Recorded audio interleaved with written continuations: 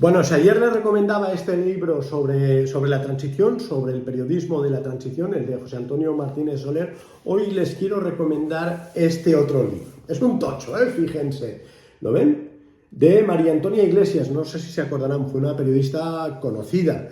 No era demasiado, con perdón, falleció en el 2014, no era santo de mi devoción porque creo que antes se sentía socialista que periodista. De hecho, el propio José Antonio Martínez Soler, vamos a volver al libro, habla de ella varias veces. La tuvo de jefe de laboral en la revista Doblón, una de las revistas que fundó. Y dice María Antonia Iglesias, directora felipista de informativos, o de Miquel Ángel Sacaluga, subdirector guerrista. Era en pleno enfrentamiento entre renovadores o felipistas y guerristas, y eso afectaba también a los medios de comunicación públicos. Pero para entender el PSOE actual, que cuesta, me compré este libro. La verdad es que me lo compré hace tiempo, quedó ahí en el libro el estante de libros pendientes. Es un libro muy bueno. María Antonia, gran obra. Lo digo, solo ella podía tener acceso a entrevistas a varones, que fueron gente muy importante. De hecho, como voy diciendo, son más de 1000 páginas, o sea, es aquello para ponerlo en la mesita de noche e ir leyendo poco a poco. Yo he leído ya Maravall, Solchaga, Solana, Almunia, y ahora estoy por Rodríguez Ibarra también. Podría hablar mucho del libro. De hecho, creo que es difícil de encontrar, al menos en tapadura, o está carísimo. Creo que en Amazon está en Kindle mucho más barato. Y lo que decía, ¿no?, era intentar entender el PSOE actual. Hay que decir que los varones del PSOE de esa época no tenían nada que ver con los actuales, pero no se puede comparar la solidez intelectual, política, estratégica, ideológica, no sé, dicho con todo el respeto, de Óscar Puente, Pachi López o María Jesús Montero, con algunos de los que acabo de citar, más allá de ideas y discrepancias, ¿no? Pero claro, Solana, Solchaga, etcétera, ¿no? Eran gente muy preparada. Todas las entrevistas están muy bien. Aún así, creo que no acabaremos de entender qué le pasa al PSOE actual. Pero déjeme, no quiero extenderme mucho, déjeme hablar de la entrevista de Joaquín Almunia. Almunia, no sé si se acordarán, primero, fue ministro de Trabajo con 34 años. Yo me acuerdo, porque efectivamente me llamó la atención mucho la edad, uno de los más jóvenes de España. Era gente que venía muy preparada, ¿no? Algunos habían estado incluso, obviamente, en la oposición contra el franquismo, luego el tardofranquismo, etcétera, etcétera. Almunia tuvo mala suerte porque fue el encargado de suceder a Felipe González. Los hiperliderazgos son de difícil sucesión. Él fue el elegido, por decirlo de alguna manera. Luego se metió Borroy, por decirlo de otra manera, también ganó unas primarias, quedó tocado y tal, y Almunia al final... Borrell tuvo que dimitir por un escándalo de Hacienda, que siempre he creído que fue filtrado por alguien del Partido Socialista, no sé, no quiero mal pensar, ¿no? Pero no sé, algún Serra o alguna cosa así, no lo sé, ¿no? Pero Serra había estado en los servicios, había sido ministro de Defensa y tal, todos son conjeturas, pero no era el candidato de la dirección, ¿no? Y entonces Almunia se volvió a hacer cargo del Partido Socialista, perdió, y acabó dimitiendo. Creo que dimitió con 125 diputados. Lo digo porque Pedro Sánchez creo que el récord era un 84-85 y luego volvió al poder.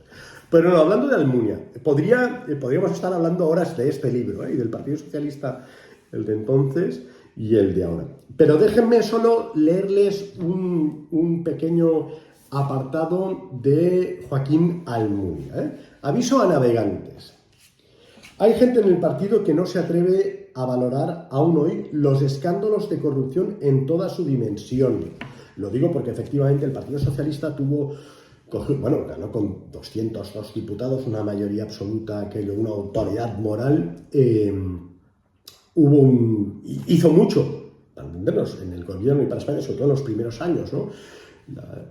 Popularizar los estudios universitarios, las pensiones, hubo muchas reformas, ¿no?, realmente importantes. Dejaron un poco el marxismo, que ya había abandonado Felipe González, y hicieron una política muy pragmática, no exenta de críticas, ¿no? También tuvieron que sufrir una huelga general por parte de la UGT. Pero luego en los años 90 empezó a torcerse.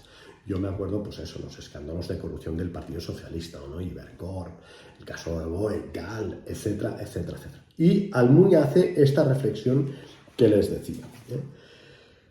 Sobre todo no se atreven aquellos que no fueren capaces de reaccionar frente a los escándalos inmediatamente. Es lo que hay que hacer siempre en estos casos. Ya sé que es difícil, ¿no? Porque, claro, son los tuyos, te crees que es una maniobra de la oposición y tal, pero yo creo que en estos casos hay que tomar el toro por los cuernos, ¿no? Durante años caímos en la equivocación de considerar que las críticas eran ataques de nuestros enemigos, que no podía existir un socialista corrupto y que el partido se podía financiar como le diera la gana. Ante todo, creíamos que si alguien tenía carné del Partido Socialista, por muy golfo que fuese, había que protegerlo, había que ampararlo. Pensábamos que los partidos están para eso, porque somos una familia. Una gran descripción, es una radiografía exacta, pero un partido no es una familia. E incluso una familia, hombre, si hay ovejas negras, lo que hay que hacer es acudir a la justicia. Aquello era letal. Aquello era un veneno que nos estaban inoculando dentro. Y para cuando la mayoría del partido se dio cuenta de los errores enormes que estábamos cometiendo por no saber reaccionar frente a la corrupción, ya era demasiado tarde. Para entonces, ya todos los socialistas aparecíamos como corruptos, o como encubridores de corruptos, o como cómplices de los corruptos. Bueno, no quiero seguir para que se lean el libro, pero yo no sé si puede sacar alguna conclusión el Partido Socialista actual. Lo digo porque yo creo en la presunción de Begoña Gómez, la esposa del presidente, por supuesto. Es más, espero que sea inocente. Claro, es la primera vez que la mujer del presidente está siendo investigada por presunto tráfico de influencias. Y digo lo de presunto, lo cual evidentemente sería un golpe muy duro, no solo al Partido Socialista, sino a las instituciones y al propio Estado. Hay que decir también aquello de que la mujer del César no solo tiene que ser honrada, sino parecerla. Y en todo esto lo que me ha sorprendido es, primero, el silencio de Begoña Gómez, porque ella misma estaba habituada a hablar ante las cámaras, lo hemos visto, ¿no? Promocionando, pues, eso, ¿no? Su cátedra o lo que fuese, ¿no? Segundo, el silencio de la Complutense, también, quizá una universidad escorada a la izquierda, o que le dio presunto trato de favor, dándole lo que sea. Ahí no, tampoco, insisto, prefiero creer en la presunción de Begoña Gómez. Lo que me sorprendió es que fuese el marido que saliese en su defensa. En estos tiempos de tanto feminismo, ¿no? Los de Podemos cuando estaban en el gobierno, etcétera, etcétera. Me sorprendió también que el presidente del gobierno decidiese tomar 5 días de reflexión. Un presidente del gobierno no tiene derecho a 5 días de reflexión, tiene derecho a vacaciones, pero tiene que estar siempre al pie del cañón. Con lo cual, hombre, ya le invalida más o menos de continuar de presidente del gobierno. Lo digo también con todo el respeto. Y luego, sobre todo, hombre, se acumulan un poco los presuntos, vuelvo a insistir, los presuntos casos de corrupción. Hay que recordar que este gobierno llegó al poder por una moción de censura por el caso Gürtel, del PP. El caso Gürtel creo que fueron 240 y pico mil euros. Había dirigentes del PP que metieron la mano en la caja, pero no el PP. De hecho, el Supremo acabó sentenciando así. Hubo un voto particular de un magistrado que enfatizó lo contrario, que luego lo anuló el Supremo. Ese yo creo que es el primer caso de Lozer. Pero incluso en eso, el caso de los ERES, ¿cuánto ha sido? 680 millones, ¿no? Por cierto, y María Jesús Montero era la consejera de Economía.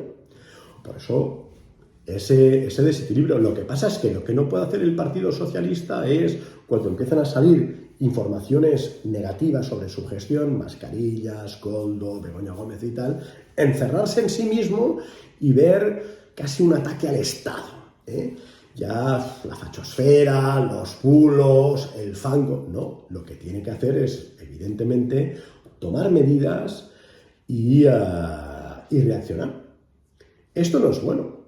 Yo siempre digo que las democracias para funcionar necesitan partidos sólidos y honestos a derecha e izquierda. En estos momentos la indirecta va por el Partido Socialista.